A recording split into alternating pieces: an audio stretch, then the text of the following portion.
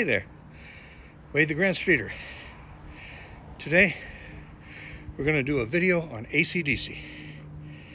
Not the band, no. Something to do with the RV. And I'll let you guess at this point what it's going to be. So come and join me and find out.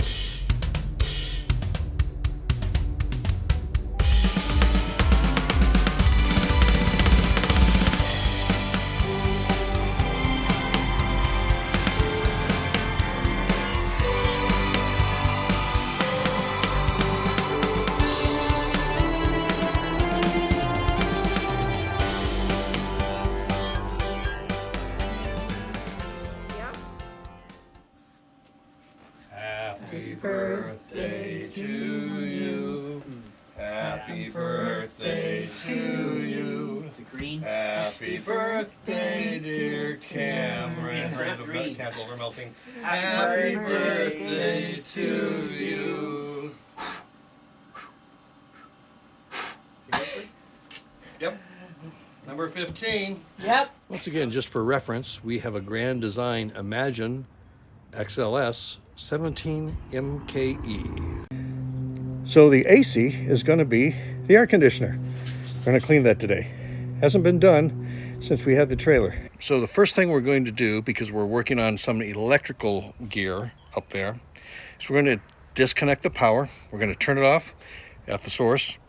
We're going to disconnect it from the trailer.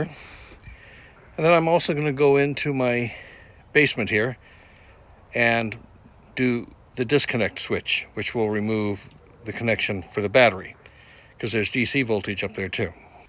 Just double checking. Yep, no lights, we're good. Yep, good to go.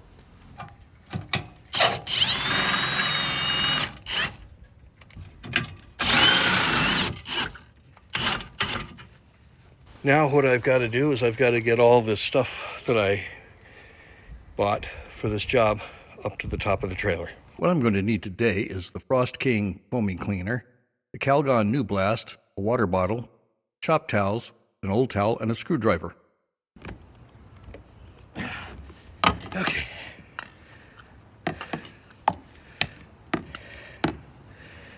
Not as easy as it used to be.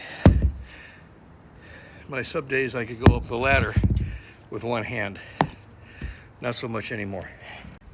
All right, so it looks like the shroud for our air conditioner has just got the 4 screws on the top. Some of them have screws on the side, but ours looks like you can access it pretty easily. Not too tight. I suppose I could do this with a screw gun, but I don't really want to risk stripping these out. Yep, those are going to go into my pocket so I don't lose them. Okay, let's see. That comes off nice. And there's no spikes or anything on the bottom. It's a nice flush edge, so I don't have to worry about setting it down on the roof.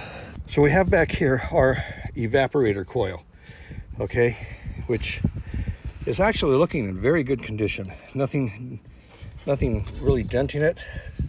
And a minor dent here and there, but that's not bad at all. Inside is our fan. Lots of little cobwebs and stuff in here, and some leaves. Suppose I'll need to get a little vacuum up here to take that stuff out. And then up front we have another shroud for our condenser coil.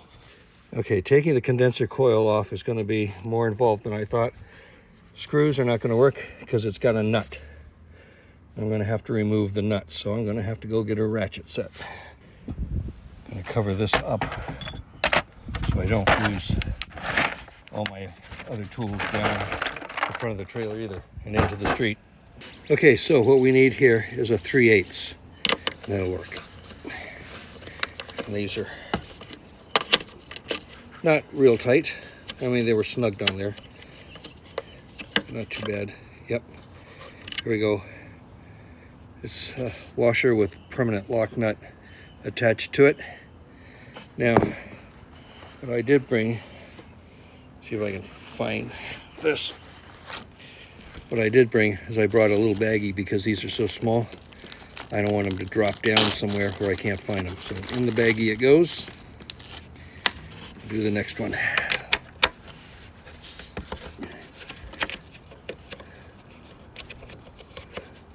Right down there next to the fan, and the other one's over here underneath all the cobwebs.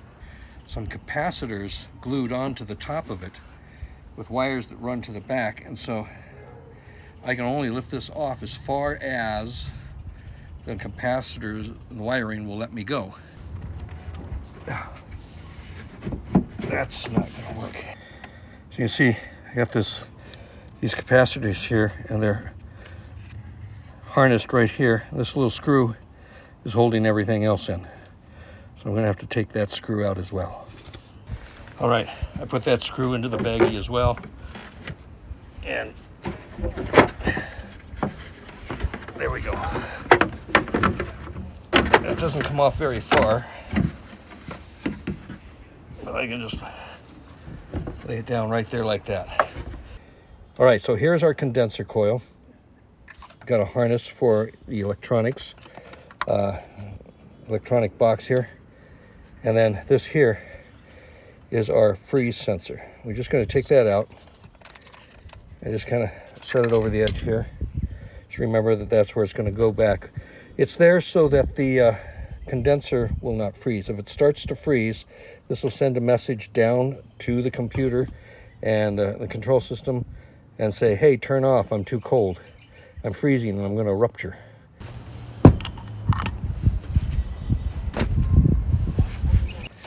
The first step in this, I'm going to take this cap that came on the, the Frost King foaming cleaner. But the cap was broken, so I had to put some Gorilla Tape around it. And now I'm going to just start brushing this. Now this is loose. It's just sitting in here. It's no longer fastened down. So be very careful not to jostle it too much. Next thing you'll notice about this is that there's a hole right here. This goes right down into the trailer. That's the inside of the air conditioning unit right down there. This is the air intake for the unit. I don't want any of my sprays or anything going in there, so I brought this old towel. I'm going to cover that hole up there. New Blast Condenser Coil Cleaner by New Calgon. Spray that on there.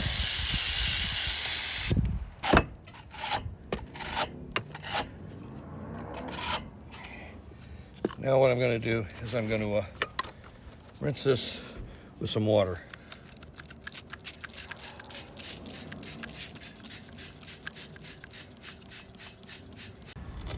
Remember to put my freeze sensor back in. Now we're going to work on the evaporator coil, which is this part that wraps around here. And again, we're just going to use the brush and pull out some of this junk. Now this coil was exposed to the elements, so there's some little twigs and leaves and stuff in here. And it's helping to straighten these top pieces here a little bit.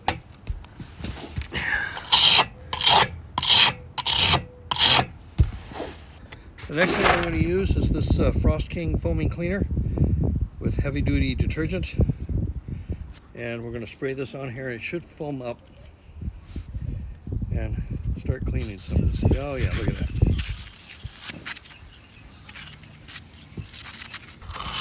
And do this one more time with the foaming cleaner on there, just like we did on the other side. Spray this down now. I use the shop cloths to get in here and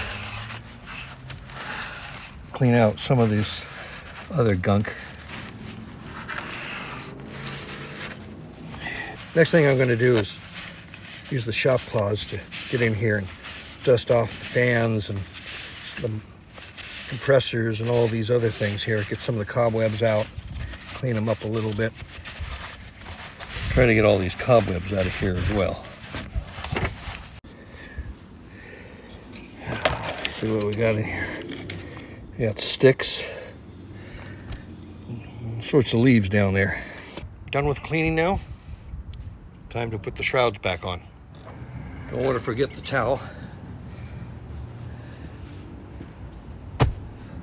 Be gentle with the wire harness here. Get this back over the top.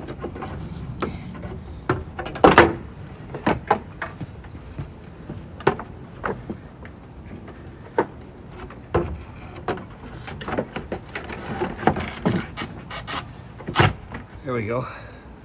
So here's something you got to watch for.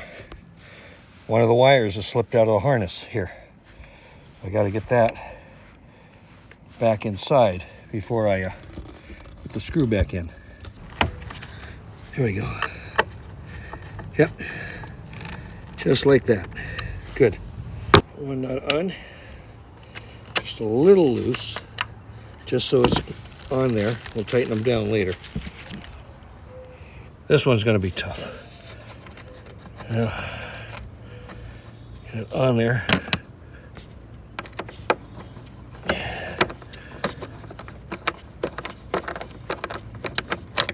This is the worst one. It's down here. This is really hard to get your hand into and get the screw on. I need baby hands. Big fat fingers don't work too well. If I come in through the fan, that worked. There we go. That's why you turn the power off, because you don't want that fan starting while your hand's in there.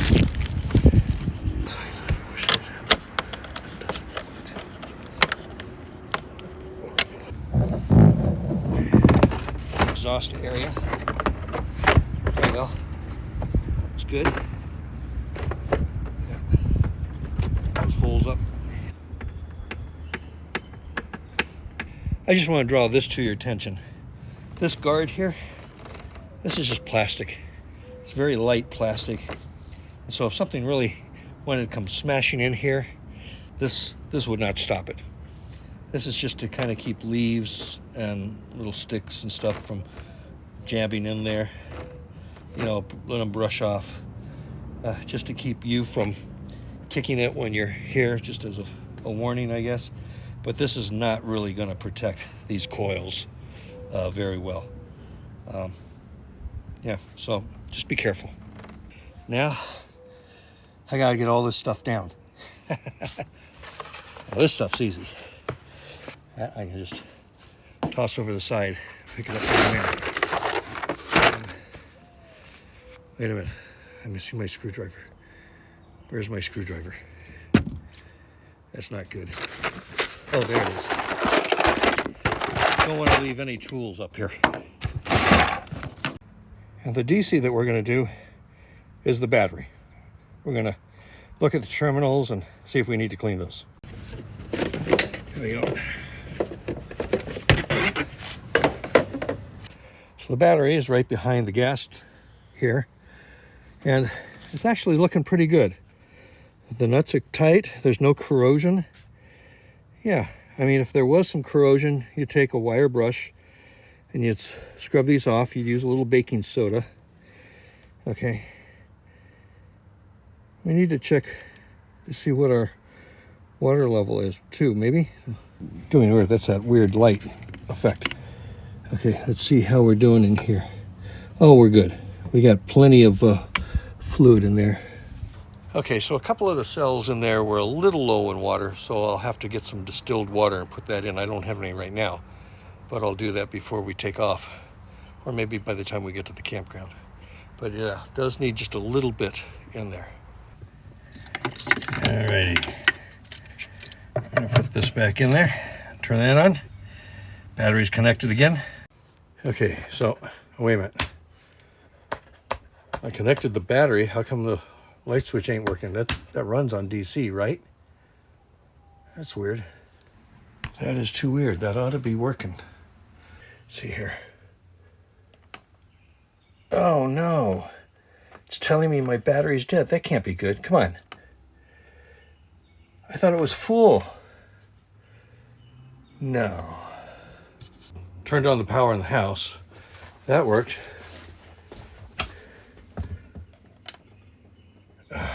It's telling me the battery's good now, but that's just charge coming through it.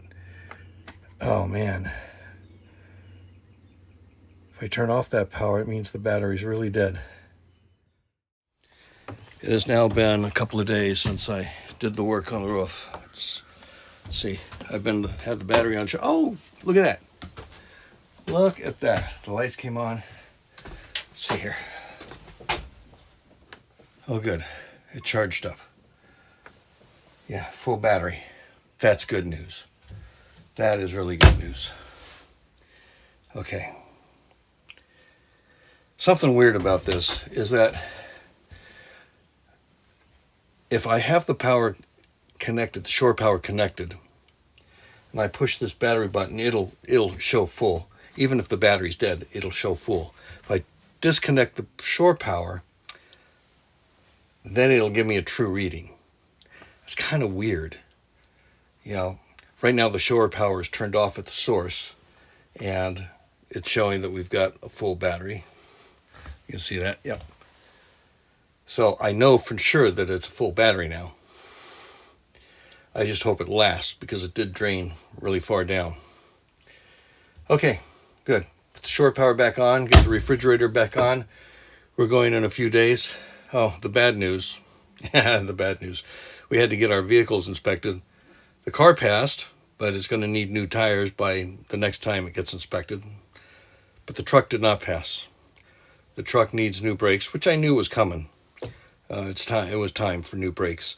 And the bad surprise is that the exhaust system is failing. It's rusting out, and you know, the brackets that are holding it are starting to fail, and so we need to get a new exhaust system. It's going to be about $3,000 for that. Wow.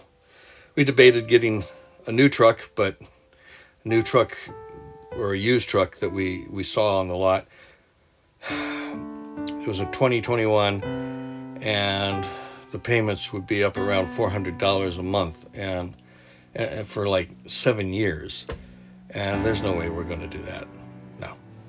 No. So we're just going to keep fixing the old truck. So that's it for this week. I hope you enjoyed the video. I hope it was a learning experience. I'm no mechanic. I'm not a professional, so don't take this as a lesson. It's more of an entertainment video. But yeah, thanks for watching. And until next time, we will see you on the streets.